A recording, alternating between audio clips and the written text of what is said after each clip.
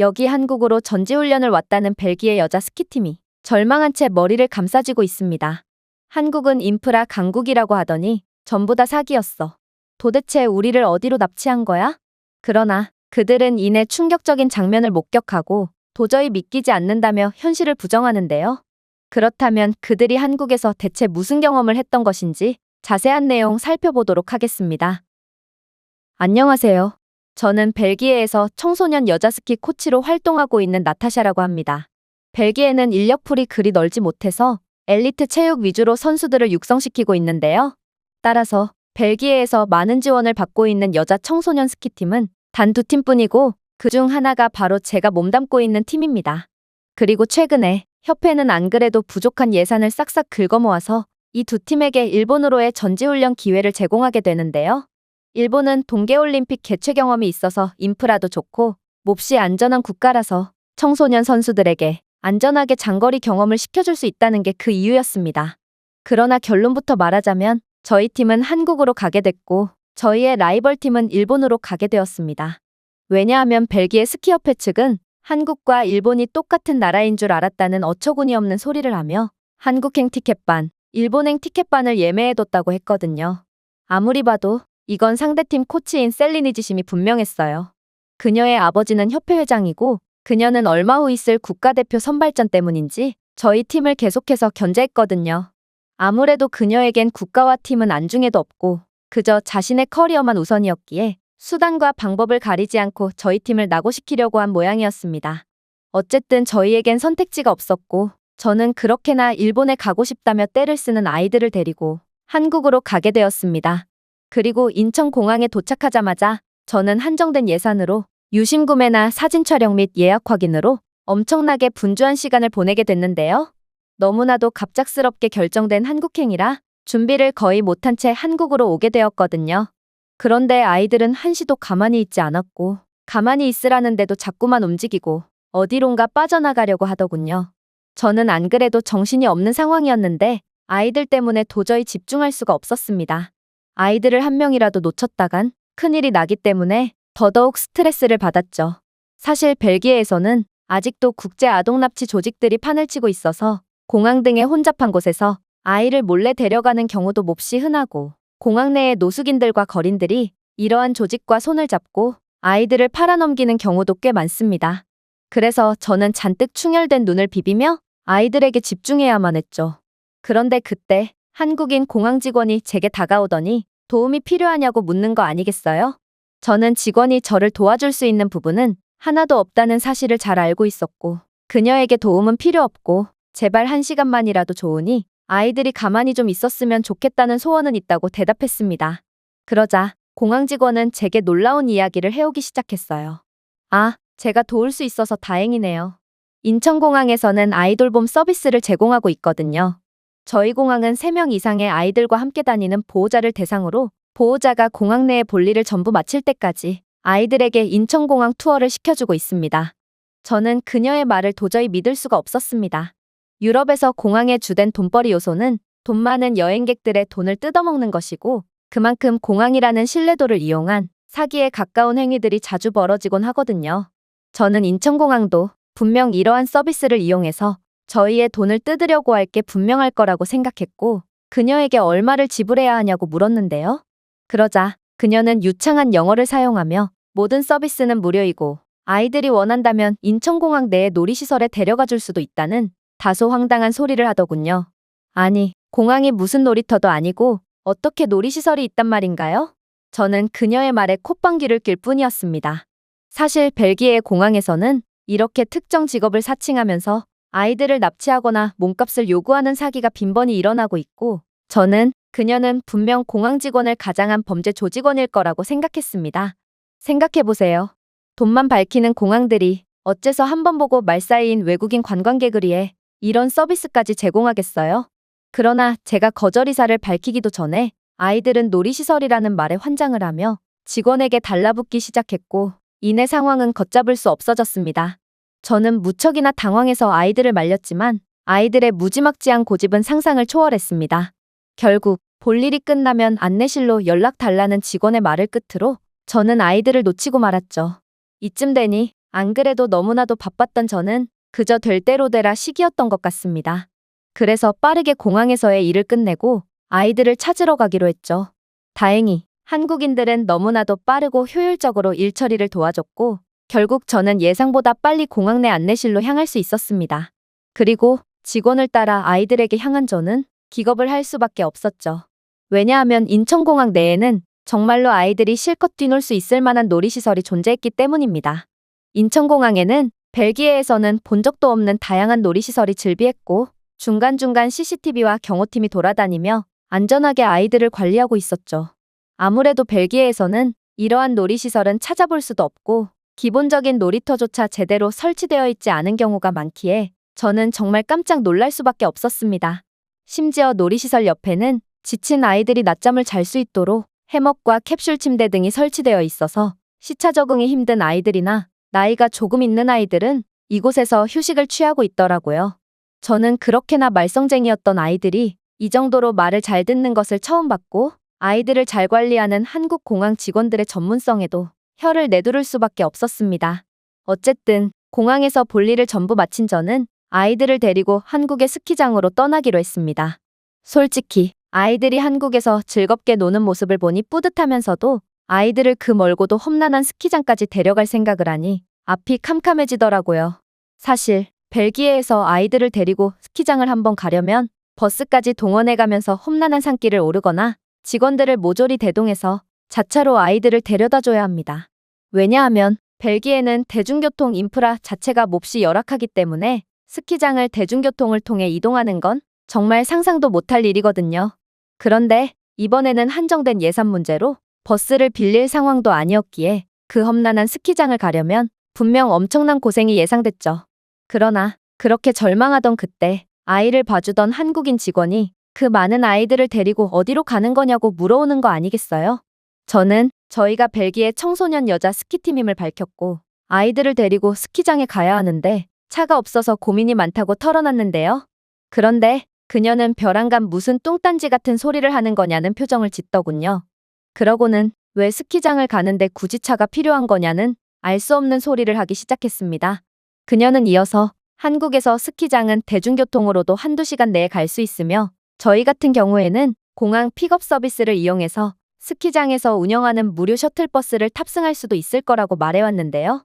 아니, 무슨 대중교통 인프라를 산속에까지 깔아둘 수 있다는 건지, 그리고 스키장에서 무료 셔틀버스를 제공하는 게 말이나 되는 소리인 건지, 저는 그녀의 도무지 이해할 수 없는 말에 헛웃음만 지을 뿐이었습니다.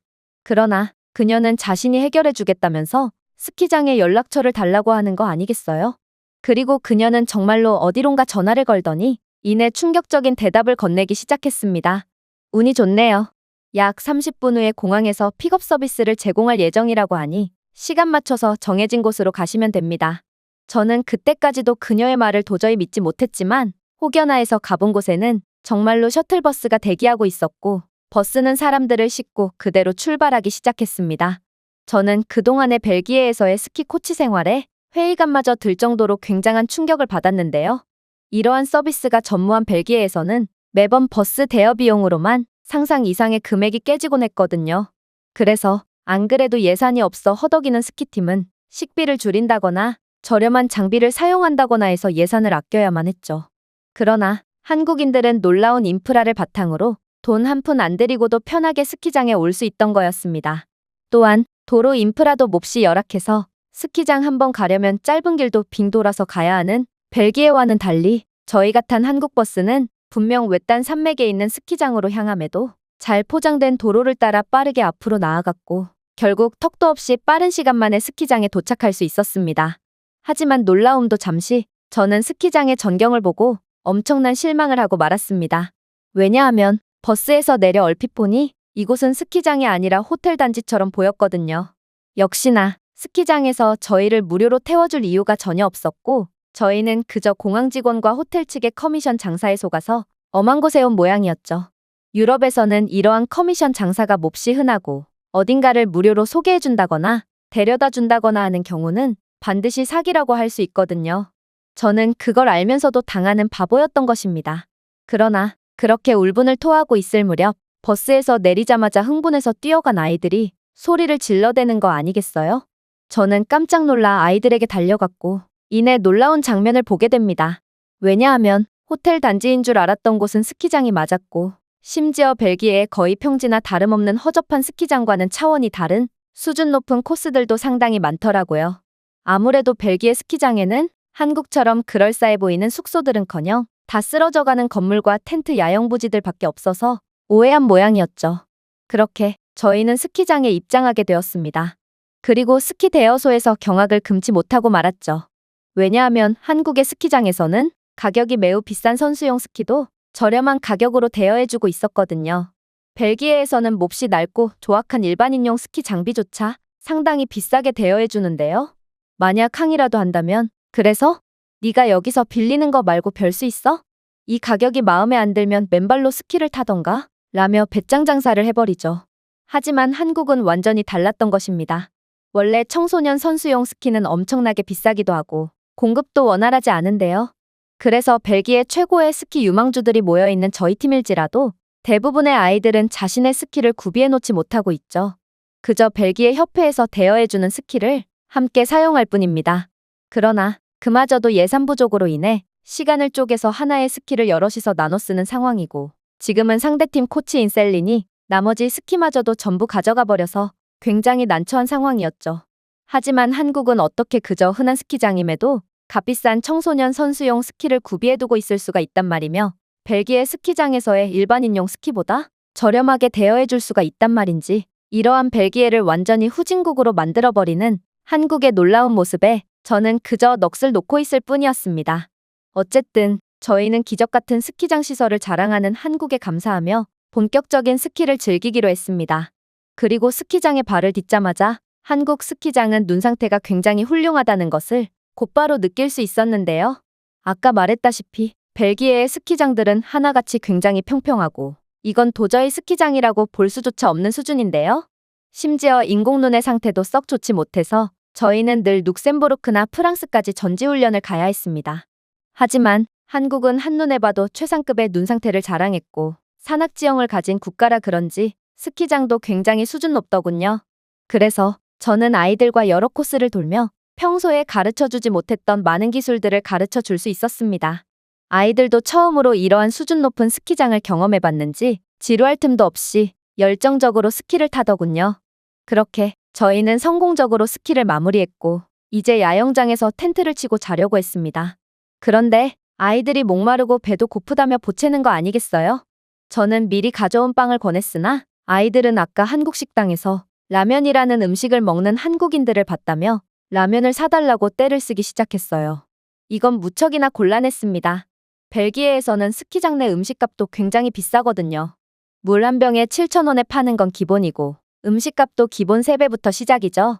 그래서 스키장에 온 벨기에인들은 물을 구매하는 대신 눈을 파먹음으로써 수분 보충을 하고 있는 상황입니다. 벨기에에서는 웬만한 갑부가 아닌 이상 스키장에서 뭔가를 구매할 엄두조차 못 내는 것이죠. 하지만 그렇게 아이들의 손에 이끌려온 한국 스키장의 매점에서 저는 정말 화들짝 놀라고 말았는데요. 왜냐하면 한국의 스키장 물가는 굉장히 양심적이었거든요. 스키장 물가는 기존 한국의 물가와 그다지 차이가 나지 않았고 결국 저는 한국의 수준 높은 인프라 덕에 세이브할 수 있었던 예산을 사용해서 아이들에게 물과 라면을 사줄 수 있었습니다. 아이들은 라면을 먹으며 얼굴이 콧물과 땀으로 범벅이 되었지만 그래도 끝까지 라면을 먹어치우더라고요. 그런데 저는 문득 어떠한 생각을 하게 되었어요. 그건 바로 숙소 문제였는데 저희는 돈이 없어서 당연히 텐트를 치고 자려고 했거든요. 그런데 뭔가 한국이라면 저희에게 저렴한 가격으로 숙소를 내어주지 않을까 하는 생각을 하게 되었습니다. 그리고 그렇게 문의해본 한국 리조트는 정말 합리적인 가격을 자랑하고 있더라고요. 사실 벨기에 스키장에서는 다 무너져가는 허름한 숙소도 하루에 수십만 원은 받는데요. 그래서 벨기에 스키 매니아들은 스키장 왔다가 근처 대기실이나 탈의실 등에서 노숙하는 경우가 대다수입니다. 사람들은 벨기에의 엄청난 물가를 보고 벨기에를 잘 사는 국가라고 착각하는 경우가 많은데 벨기에는 경제 수준에 비해 물가가 비정상적으로 높고 벨기에의 부자들조차 벨기에의 물가를 감당하지 못하고 있는 게 현실이죠. 그러나 한국은 엄청나게 안정적인 경제대국인지 놀라운 서비스와 인프라를 보유하고 있으면서도 물가도 몹시 합리적이고 정직했어요. 덕분에 저는 아이들과 한국의 리조트에서 하룻밤을 보낼 수 있었죠. 아이들은 스키장에서 자는 건 처음 경험해 본다며 무척이나 설레했는데요. 유럽에서는 숙소가 비싸서 텐트를 치고 덜덜 떨면서 잤는데 한국은 바닥도 따뜻하고 좋다며 침까지 질질 흘리면서 자더라고요. 한국은 정말 불가능도 가능케 하는 선진국 중에 선진국이었던 것이죠. 그렇게 한국의 놀라운 숙소에서 믿기지 않은 하루를 보낼 수 있던 저희는 다음 날, 그리고 다다음 날도 계속해서 컨디션 저하 없이 기량을 끌어올릴 수 있었습니다. 그리고 2주간의 전지훈련을 마친 저희는 성공적으로 벨기에로 돌아갔죠. 그런데 분위기가 이상하더군요. 이제 국가대표 선발전이 얼마 남지 않았는데 일본으로 갔던 셀링팀의 선수들 상태가 영 안 좋았거든요. 나중에 알고 보니 일본으로 갔던 팀은 일본 측에서 선수용 숙소랍시고 골판지 침대를 줬을 뿐만 아니라 숙소는 벽을 뚫고 바람이 그대로 들어왔다고 하는데요. 심지어 일본 스키장의 눈도 조악한 품질의 인공눈이라 계속해서 넘어질 수밖에 없었다고 합니다. 결국 선수들은 컨디션 저하와 부상으로 인해 감기 같은 질병이나 인대 부상 등으로 골골댈 수밖에 없던 것이죠. 이번 일로 그렇게나 욕심 많던 셀리는 곧 징계위원회에 회부될 예정이라고 하는데요. 만약 저희 팀도 함께 일본에 갔으면 어떻게 되었을지 정말 상상만 해도 소름이 끼치네요. 이 외국인의 글은 여기까지입니다. 한국에서 놀라운 경험을 했던 벨기에 여성의 사연이었습니다. 제가 준비해온 내용은 여기까지입니다. 끝까지 시청해주셔서 진심으로 감사드리며 여러분들의 구독과 좋아요, 알림 설정은 영상 제작에 큰 힘이 됩니다. 이상 세모튜브였습니다.